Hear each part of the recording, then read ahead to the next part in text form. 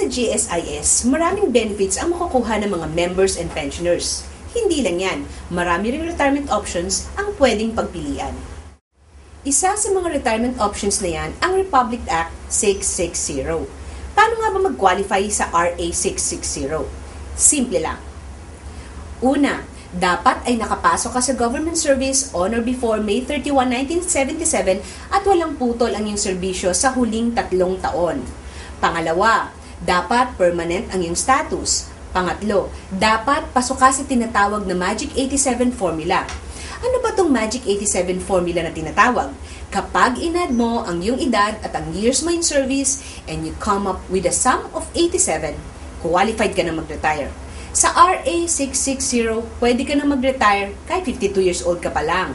Basta may 35 years in service ka.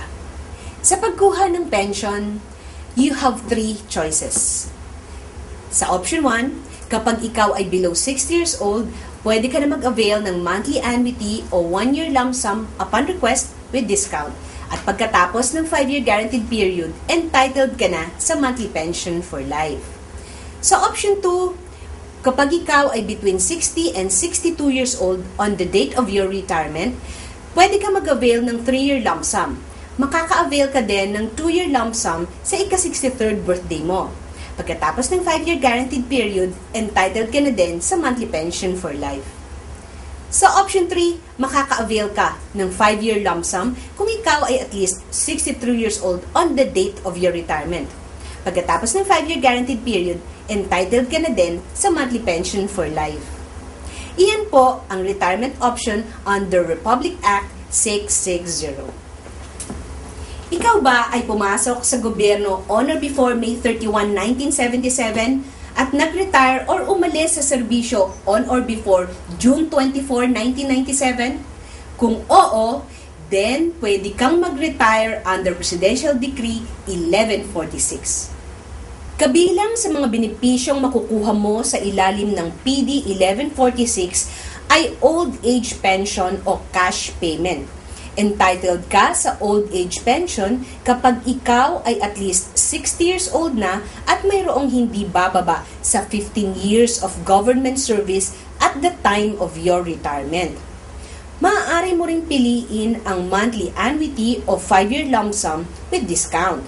Pagkatapos ng 5-year guaranteed period, entitled ka na sa monthly pension for life. Kung ikaw naman ay at least 60 years old at mayroon kang between 3 and 14 years of service, entitled ka sa cash payment katumbas ng 100% ng iyong average monthly compensation multiplied by your record of creditable service. Yan po ang retirement option under PD 1146. Isa sa mga madalas na itanong sa amin dito sa GSIS ay ang tungkol sa Take-All Retirement Package o Republic Act 1616. Ano nga ba ito at sino ba ang mga qualified dito? Sa ilalim ng RA 1616 o Gratuity Benefit, dapat nakapasok ka sa serbisyo on or before May 31, 1977. Pangalawa, meron ka dapat at least 20 years of service regardless of age and employment status. Pangatlo, dapat ang huling 3 taon mo sa serbisyo bago ang iyong retirement ay tuloy-tuloy. Dito sa RA 1616, mayroon kang gratuity pay mula sa iyong huling employer. Ito'y base sa iyong total length of service converted into gratuity months multiplied by the highest compensation you have received. Bukod dyan, ibabalik pa ng GSIS ang premium payments mo. Kasama doon ang personal contributions mo with interest at government share without interest. Yan po ang tinatawag na Take-All Retirement Package ng Government Service Insurance System. Pag-uusapan naman po natin ngayon ang pinakabagong retirement option dito sa GSIS, ang Republic Act 8291. Mayroong 2 minimum requirements ang option na to. Una, kailangan at least 60 years old ka na at pangalawa, dapat mayroon kang 15 years of service sa government.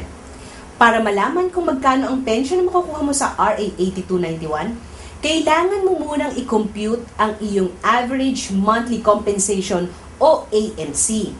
ang average na sweldo mo sa huling 3 taon bago ka nagretiro. Ang iyong AMC at ang iyong years of creditable service ang magiging formula kung magkano ang iyong magiging basic monthly pension. Kung mas madaming taon ka nang nakapagbayad ng GSIS premiums, mas malaking halaga ng iyong AMC ang iyong matatanggap bilang pension. Ganito ang pag-compute ng inyong basic monthly pension o BMP. Ang inyo pong AMC ay dadagdagan ninyo ng 700 pesos. Ang halagang ito ay imumultiply ninyo sa inyong years of creditable service. Tapos, imumultiply ninyo ito sa 0.025. Iyan ang inyong buwan ng pensyon. At kung higit sa 35 ang inyong years of creditable service, 90% po ng inyong AMC ang inyong magiging pensyon. Ngayon naman, mayroon kang dalawang choices sa pagtanggap ng iyong retirement benefit under RA 8291. Una, pwede mong i-advance ang 5 taong pension mo, then after 5 years, magsisimula ka ng magpensyon. Pangalawa, maaari kang tumanggap ng 18 months na pension bilang cash gift at pagkatapos nun, matatanggap mo na ang iyong buwan ng pensyon a month after your retirement date. Habang buhay po ang pensyon na tatanggapin nyo mula dito sa GSIS. Sinisiguro ng RA 8291 na magiging komportable ang inyong pamumuhay bilang reward sa madaming taon po ng inyong pagsisilbi sa bayan. Iyan po ang retirement under RA 8291.